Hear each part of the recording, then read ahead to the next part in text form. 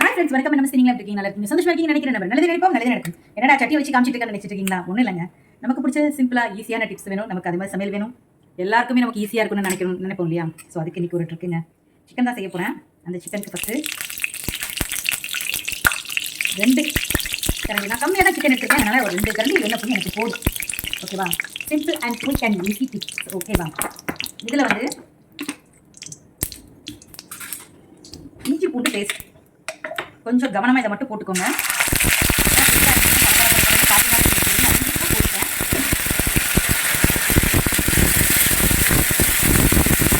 அப்போ என்ன உடனே சிக்கன் போட்டுக்கோங்க. நான் கொஞ்சமாக தான் சிக்கன் எடுத்துட்டேன். நீங்கள் நிறைய பேர் இருந்துச்சுன்னா நிறைய போட்டுக்கோங்க. இந்த இஞ்சி பூண்டு பேஸ்ட்டாக மட்டும்தான் ஃபஸ்ட்டு எண்ணெய் வந்து நான் போடுவேன். நான் வெறும் மனைவியில் போட முடியாது இல்லையா? என்னங்க நான் பேசுறது கூட கேட்டால் எனக்கு தெரியல. அடுத்த பார்த்தீங்கன்னா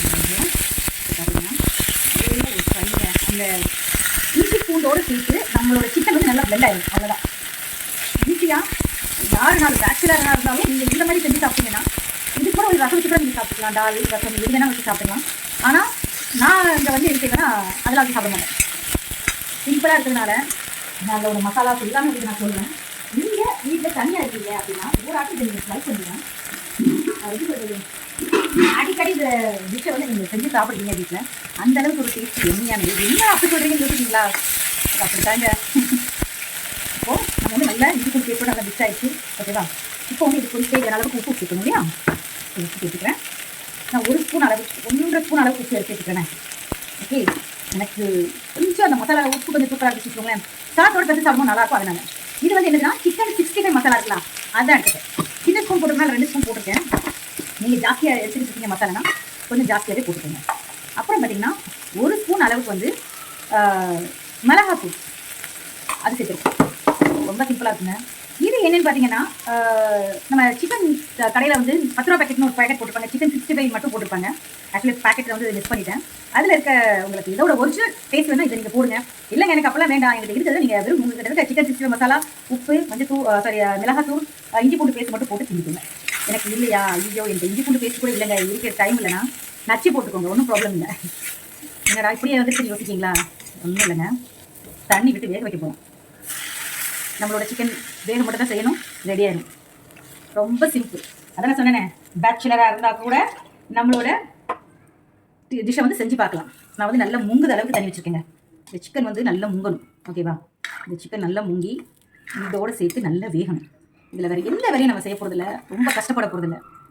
எம்மியான ஒரு சிக்கன் ரெடி ஆகுங்க உங்களுக்கு. இதுக்கு ஆப்ஷனாக கருவேப்பிலை வேணால் லைட்டாக நீங்கள் சேர்த்துக்கலாம். அதுவும் நீங்கள் லாஸ்ட்டில் இறங்கும் போது அப்படிலாம் மல்லியில் சேர்த்துக்கலாம். பட் நான் இதில் எதுவுமே சேர்க்க மாட்டேன். நான் அதை அப்படியே வேக விட்டு அப்படியே அந்த சாதத்தோட இந்த சிக்கனோட கிரேவி இருக்கும், அது வரும்போது உங்களுக்கு காட்டுறேன். அப்படியே அந்த கிரேவி எடுத்து போட்டு அப்படி பிசைஞ்சு அந்த சிக்கன் பீஸையும் ஒன்று வச்சு சாப்பிட்டு பார்த்துட்டிங்கன்னா எல்லாருமே இதை தான் வீட்டில் செய்வீங்க. அதாவது ரசம் வச்சு இதை வைக்கிறேன்னு சொல்லிட்டு செய்வீங்க. இதில் இன்னொரு டிப்ஸ் இருக்குது நிறைய, அது நெக்ஸ்ட் வீடியோவில் நான் சொல்கிறேன். நான் நிறைய டிஷ்ஷு இந்த மாதிரி நம்ம பண்ணலாம் அப்படிங்கிறதுனால. ஆனால் மோர் வீடியோஸ் பார்க்கணுன்னா என்னோட சேனலை சப்ஸ்கிரைப் பண்ணி வச்சுக்கோங்க. ஸோ இது வேகட்டும், நம்ம பார்க்கலாம். இப்போ பார்த்தீங்கன்னா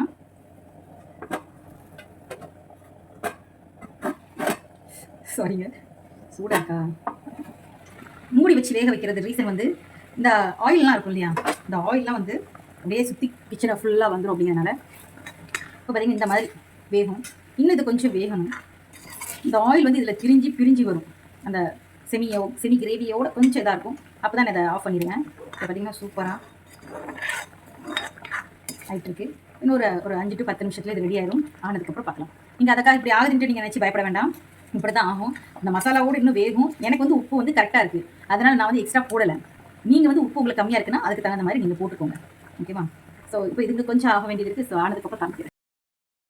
பார்த்தீங்கன்னா உங்களுக்கு தெரியும், நான் இந்த பதத்திலே வந்து நீங்கள் சாதம் போட்டு சாப்பிட்னாலும் ஓகே தான். பட் எனக்கு இதை விட கொஞ்சம் ஒரு பதம் வேணும் அப்படிங்கிறனால இது இன்னும் கொஞ்சம் லைட்டாக வேகப்படுவேன்.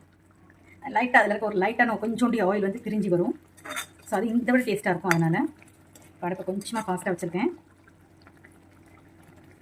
குயிக் அண்ட் ஈஸி ரெசிபிங்கிறதுனால ரொம்பவே நல்லாயிருக்கும்.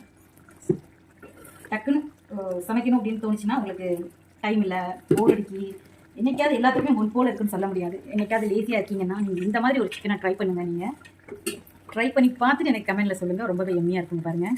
இந்த மசாலா எல்லாமே அப்படி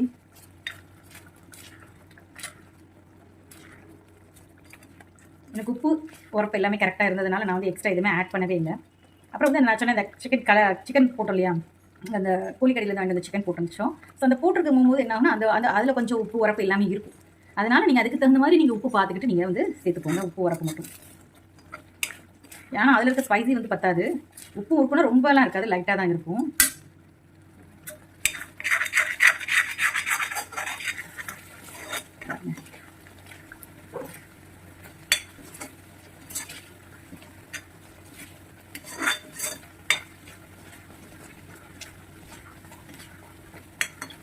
எனக்கு இந்த கிரேவி போதும், இன்னும் கொஞ்சமாக தான் இருக்கிற மாதிரி தோணும். அப்புறம் பார்த்தீங்கன்னா இது வந்து இல்லாமல் போயிடும், கட்டியாயிடும். அதனால் இந்த மாதிரி வச்சுருவேன். இப்போ இது கூட வந்து நீங்கள் ஒரு சாதத்தோடு மிக்ஸ் பண்ணி சாப்பிட்றதுக்கு ரொம்பவே டேஸ்டியாக இருக்கும். அதனால் ஸோ இப்போ நான் வந்து இது ஆப்ஷனல் தான், உங்களுக்கு வேணும்னா நீங்கள் யூஸ் பண்ணிக்கலாம். லேசாக மல்லி இலை போட்டு மட்டும் நான் அது ஒரு பரட்டி விட்டுக்கிறேன். மற்ற நேரம் அதெல்லாம் யூஸ் பண்ணுறதே கிடையாது. இல்லை கருவேப்பிலை சேர்ப்பாங்க, அது நல்லாயிருக்கும். ஆனால் அந்த நேரம் நம்ம வந்து சேர்த்துக்கிட்டு இருக்க முடியாது. ஏன்னா இஞ்சி பூண்டு பேஸ்ட்டெல்லாம் தெரிச்சிட்டு இருக்கும் இல்லையா, அந்த நேரத்தில் சூப்பரான நம்மளோட இப்போ பார்த்திங்கன்னா நம்மளோட சிக்கன் எடுத்து வச்சாச்சு. ப்ளெயின் எம்மியான சிக்கன் எடுத்து வச்சுருக்கேன். சாதம் வச்சு சாப்பிடப்போம். இதை எப்படி செஞ்சுன்னு பார்க்கணும்ல, ஸோ வாங்க வீடியோக்குள்ளே போகலாம். அதுக்கு முன்னாடி என்னோட சேனல் சப்ஸ்கிரைப் பண்ணாதவங்க சப்ஸ்கிரைப் பண்ணி வச்சுக்கோங்க, மோட்டிவேஷனாக இருக்கும். ஸோ இந்த வீடியோ பிடிச்சா லைக் பண்ணி கமெண்ட் பண்ணுங்கள், ஷேர் பண்ணுங்கள், சப்ஸ்கிரைப் பண்ணுங்கள். தேங்க்யூ ஃபார் வாட்சிங். Bye friends.